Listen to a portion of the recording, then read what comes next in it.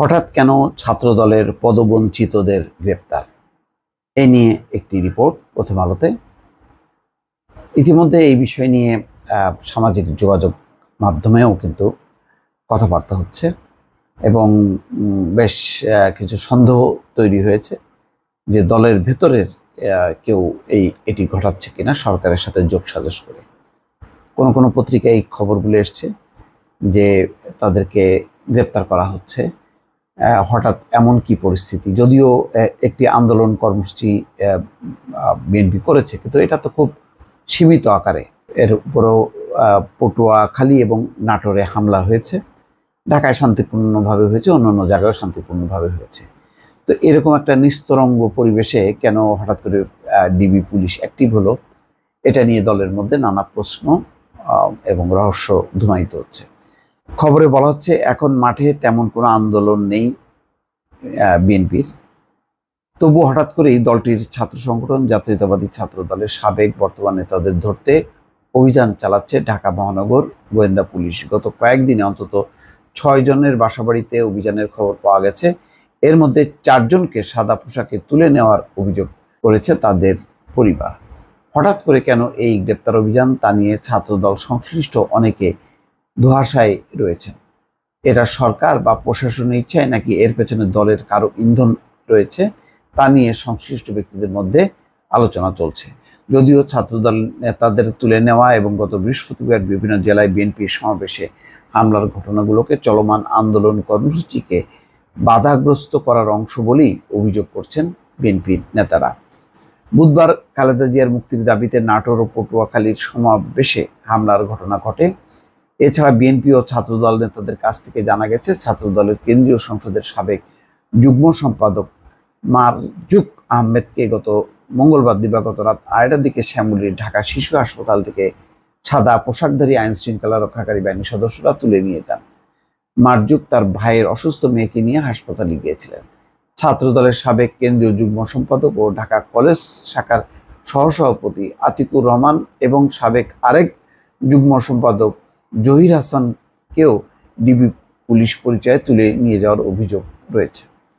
অভিযোগ করা হচ্ছে আতিকুর রহমানকে মঙ্গলবার সন্ধ্যায় আজিমপুর অগ্রণী স্কুলের সামনে থেকে, আর জহির হাসানকে মঙ্গলবার বৃহস্পতিবার সন্ধ্যায় রাজধানীর স্কয়ার হাসপাতালের সামনে থেকে ডিবি পুলিশ তুলে নিয়ে যায়। এই 3 জনের মধ্যে মারজুক আহমেদ ও জহির হাসানকে গতকাল ঢাকা চিফ মেট্রোপলিটন ম্যাজিস্ট্রেটের আদালতে নেওয়া হয়। তাদের বিরুদ্ধে গত 25শে জুন নয়াপল্টনে ককটেল হামলার অভিযোগ আনা হয়। অন্যদিকে ছাত্রদল নেতা আতিকুর রহমানের এখনো কোনো সন্ধান পাওয়া যায়নি। ছেলে নিখোঁজ হওয়ার কথা জানিয়ে তার বাবা মোহাম্মদ আবুল হোসেন সর্দার মঙ্গলবারই লালবাগ থানায় একটি সাধারণ ডায়েরি করেন।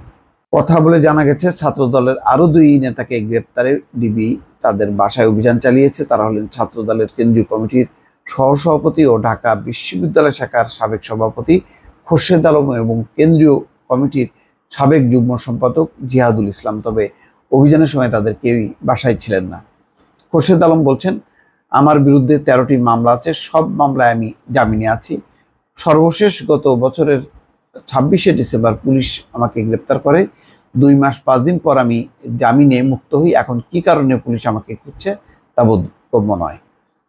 দেখা গেছে গ্রেপ্তারের পর যে 2 জন ছাত্রদল নেতাকে গতকাল আদালতে হাজির করা হয়েছে এবং যাদের গ্রেপ্তারে পুলিশ বাসায় তল্লাশি চালিয়েছে, তাদের সবাই ছাত্রদলের নতুন কমিটিতে পদবঞ্চিত। শুধু পদবঞ্চিতদের কেন ধরা হচ্ছে বা খোঁজা হচ্ছে তা নিয়ে সংগঠনের ভেতরেও নানা সন্দেহ সংশয় সৃষ্টি হয়েছে। হঠাৎ এই ধরপাকড়ের পেছনে ছাত্রদল বিষয়ক কোনো নেতার ইন্ধন আছে কিনা, সংগঠনের নেতাকর্মীদের অনেকের মধ্যে সেই প্রশ্ন উঠেছে। কেউ একদম নাম উল্লেখ করে ফেসবুকে কিন্তু স্ট্যাটাসও দিচ্ছে বা কমেন্টসে তার নাম উল্লেখ করছে। অবশ্য ছাত্রদলের কেন্দ্রীয় সভাপতি রাকিবুল ইসলাম বলছেন, এটা গোয়েন্দা পুলিশ করছে, হঠাৎ কেন করছে তা আমাদের কাছে বোধগম্য নয়। গত 15ই জুন রাকিবুল ইসলামকে সভাপতি ও নাসিরউদ্দিনকে সাধারণ সম্পাদক করে ছাত্রদলের 260 সদস্যের কেন্দ্রীয় কমিটি ঘোষণা করা হয়। কমিটিতে গুরুত্বপূর্ণ অনেকে পদবঞ্চিত হয়েছেন বলে অভিযোগ রয়েছে। ইতিমধ্যে পদবঞ্চিতরা নয়াপল্টনে বিএনপির কেন্দ্রীয় কার্যালয়ের সামনে বিক্ষোভ মিছিল করে দলের ভারপ্রাপ্ত চেয়ারম্যান বরাবরে স্মারকলিপি দিয়েছেন। এরপর 29শে জুন তারা পৃথক মিছিল নিয়ে নয়াপল্টনে খালেদা জিয়ার মুক্তির দাবিতে আয়োজিত বিএনপির সমাবেশেও অংশ নিয়েছেন।